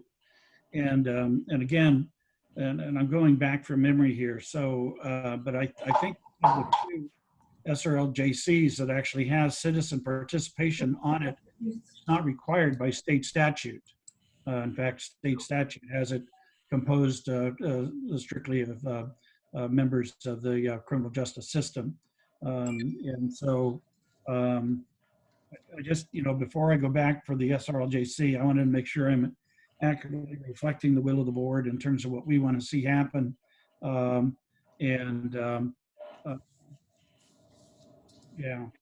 Al, I'll send you that information on what we're talking about, what the SRL, the strategic planning responsibility is.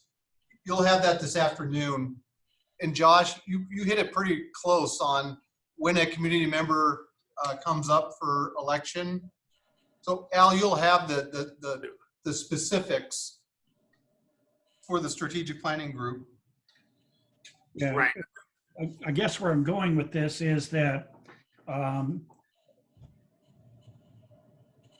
the committees are to advise, they're not to direct. Correct. And what I'm getting, and part of this was based upon Carmen's comments the last meeting, we gave you our recommendations and you rejected them. No, you gave us recommendations, we didn't agree. But the idea that they control this committee is inaccurate. And I don't want that perception to continue, because all of a sudden then we'll be out of, we'll be chasing the wrong issues with regard to this committee. This committee is about the criminal justice system. How does it work more effectively? How does it work more efficiently?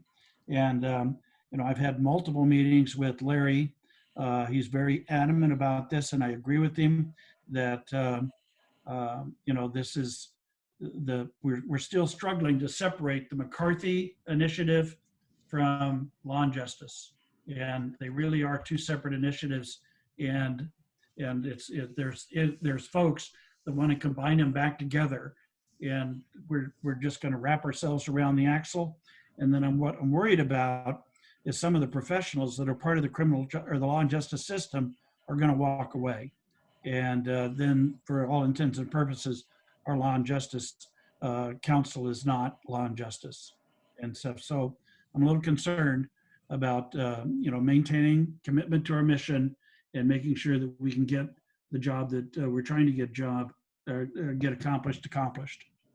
So none of the other counties in the state have such a law and justice council that goes as far afield in some areas as we do. In fact, there's only one that is even remotely that I've discovered close. Jack Driscoll was active in Spokane's earlier Law and Justice Council. I was active in the Whitman County Law and Justice Council, and neither one resembled what's going on now. And I think that's Larry's concern, and I think it's Commissioner French, correct me, concern in that regard also. It's just seems to be morphing into areas that overlap with MacArthur a lot, and are, Larry would say, beyond the statute in some regards.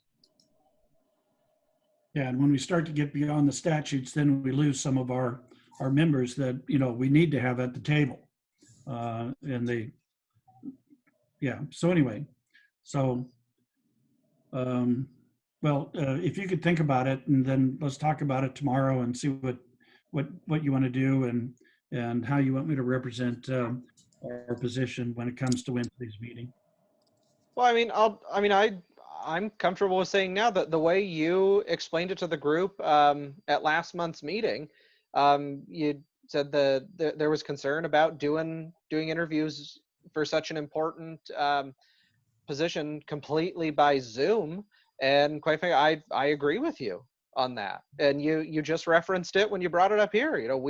We've interviewed people for very important positions that we thought they were great on Zoom. And then, once we met these people, it wasn't the case. Yeah, turned out to be a disaster. Yeah. So I don't know, Mary, thoughts on that? I agree with that on an important position that, yeah, Zoom meetings aren't, will work. I mean, it didn't work and we proved it. So, Okay. This is a 4-year position, correct? Or is it 5? 4. 4. Yeah, I mean, this is a 4-year decision we're making here. Yeah, I'm very comfortable carrying that message forward again. I don't have any problem at all with it. I just wanted to make sure I wasn't overstepping and misrepresenting what you guys wanted to see happen. But John, can you please email us again with who the current, so what is it, 8 names now that were sent forward? Or is it still 4? It's 6. It's coming. 6? Yeah, but 4 of those are the 4 that you've already interviewed. So there's only 2 new names. 2 new names. You'll have it in 1 minute. Okay.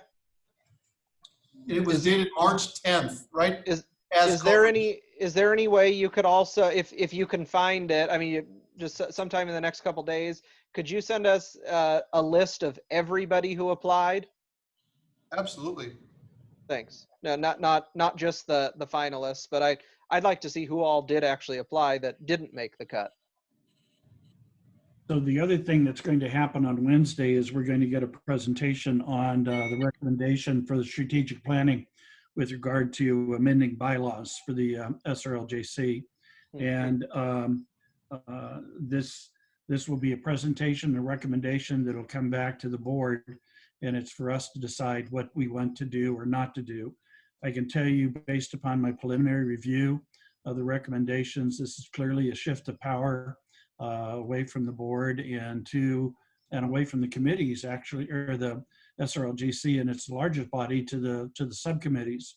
And that's a little disconcerting for a variety of reasons. One, it starts to get into mission creep, and it also starts to get us into a situation where we could end up being the tail and the dog and not the dog. So we'll get that presentation, then it'll come back to the board and we can discuss it and see what we want to do. I don't want to prejudice the presentation too much. Maybe I've already done that. But anyway, so that'll be the other thing that'll come forward on Wednesday as well. Has the draft been emailed to us yet?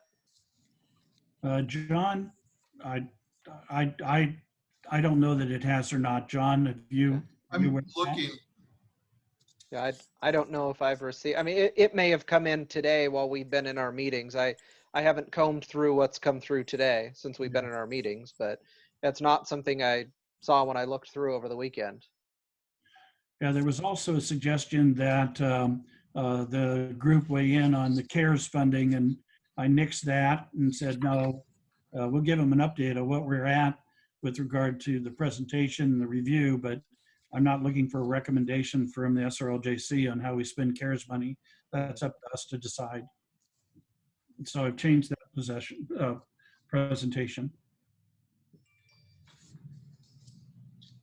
Anyway, I think that's about it. We can talk more tomorrow, but just want to give you a heads up. Okay.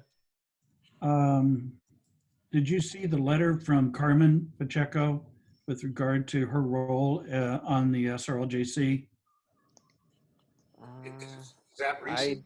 I don't know if I did.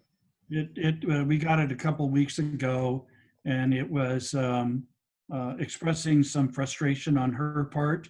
And I'm not exactly, so it's frustration about a variety of different things, but I couldn't really zero in on exactly what the meat of it was.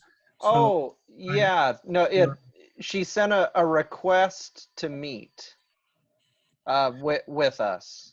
Yes. Yeah, so Justin and I are trying to set up a time to meet with her tomorrow or Wednesday morning and address some of the concerns that she raises in the letter.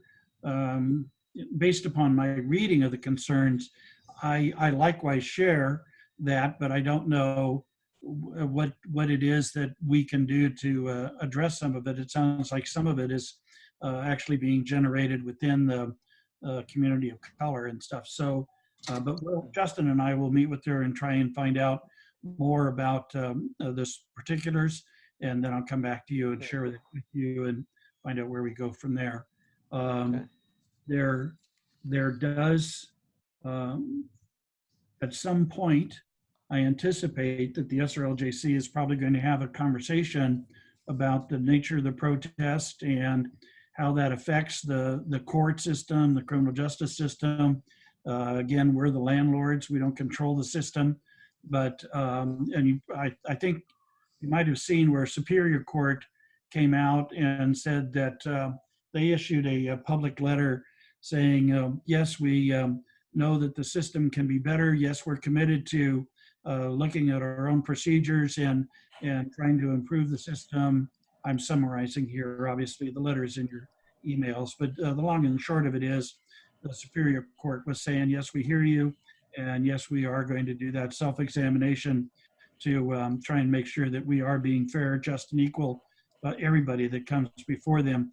I'm told that there's a similar letter being circulated with regard to district court. I've not seen it yet. And then I think the municipal court has already weighed in. So then there also was a request for the SRLJC to weigh in on the training program that Ozzy is bringing in an outside trainer for. We've gotten a variety of different emails on this. And I told Maggie that this is something that's under the sheriff's jurisdiction, and that there's nothing that the SRLJC can do, either positively or negatively, to impact sheriff's decision. This is a sheriff's decision and stuff. So I had that removed from the agenda as well. Didn't want to set up the sheriff, but also didn't want to create a false expectation that the group could control what the sheriff does or does not do. So, but at some point when we come out of quarantine, self-isolation or jail, we are going to have a conversation about what are some of the things that we should be doing. Well, some of the things that we are doing with regard to racial equity, and some of the things that we should be doing that we haven't been doing that maybe we could implement to address that issue and stuff. And so just have you start thinking about, what does that conversation look like? What does that introspection look like to be able to be responsive to some of the protests that have happened, and some of the national conversation that's going on to deal with the racial inequities that, I think we all recognize exist, but how do we go about fixing it and stuff? So not a conversation for today, just wanted to plant the seed, and hopefully in the next week or two we can have a conversation about what does that mean for the county? What is it that we can do to play our role in that process? So whatever it's worth. And feel free to jump in here. This is just a conversation between the three of us. If you think I'm heading down the wrong track, just tell me. I don't want to get us down a track that you're not going to be comfortable with, but I don't know how we avoid it. Mary, you were going to say something? No, I think there's just a lot to take in from all this. So,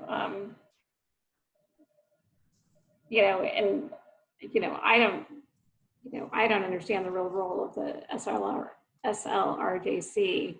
It's been interesting just a little bit that I've been on it. It doesn't seem like a lot gets accomplished there in my mind. So I'm not on any subcommittees. So it's just, it's interesting how much people think that has power, I guess. Because it's so I don't know. Like I said, just a lot to take in. Well, the other thing is, and this is what happened with regard to the MacArthur grant application. I mean, they developed this policy to where we're meeting every month, sometimes a couple times a month, because we were responding to grants and initiatives under the grant.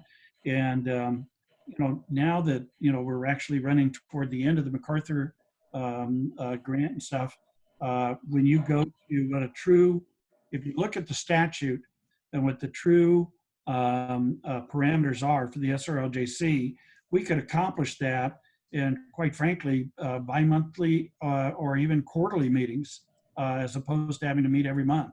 And I agree with you. I mean, if you control the agenda, you'll probably notice over the last, probably 6 to 8 months, I've got that meeting done in less than an hour. And it's because, we're meeting to meet. And so I'm going to probably not going to engender a lot of friends as a result of this, but I'm going to actually suggest that maybe we meet every other month as opposed to every month, because I don't like to have a meeting just for the sake of having a meeting. And if there isn't something that we can possibly accomplish, then why are we getting together and wasting everybody's time? So just throw it out for your consideration. I won't do it this week, but it'll probably be the next meeting. I'm going to suggest that maybe we need to relook at the frequency of how often we're meeting and what is it that we expect to be able to accomplish through this committee, and what is, mission creep gotten us into, because I clearly see a lot of mission creep with some of the folks at the table. Anyway, just my thoughts. The bigger question about the protest and the race and racial inequities and stuff, that's a bigger conversation. And quite frankly, I'm still trying to wrap my head around what it is that we can do as a county to play a role in that. Appreciate Superior Court coming forward and making their statement. I thought that was very apropos. But anyway, that's my story. I'm sticking to it. Anything else for the good of the cause? So Nope. I see even Jerry left. So all right. So we're adjourned. We will reconvene. Yeah. Are you gonna be in tomorrow by chance? Yes. Okay, thank you. Yeah. The letter needs to go out, so. Yeah. No, I'll be in there tomorrow for the 8 o'clock and stuff. And so, short of another trip to ER, yeah, I'll be there. Oh yeah, and tomorrow's the 8 o'clock is at the health district this Right. week, not the water reclamation center. Right. We can zoom in still, right? Yes, you can still zoom in. Yeah. So, and as long as we're talking about that, the other thing that I'm going to suggest to Amelia is there's still a lot of people that are participating by Zoom and with an expectation that they're part of the conversation. That's not the way the ILA is set up. The ILA is set up to where those members that are party to the ILA are the ones that are party to the conversation. So I'm going to try and help drive that forward a little bit more tomorrow, so that the meeting doesn't become a public hearing, and all of a sudden it's more problematic for the three of us, because even though it's noticed, it's not noticed as a public hearing, and so you start taking comments from the public, and all of a sudden it causes problems for us. So anyway, for what it's worth. All right, so that completes everything before the board, and so it is whatever time it is, and we're adjourned. See you tomorrow afternoon. Thank you. All right.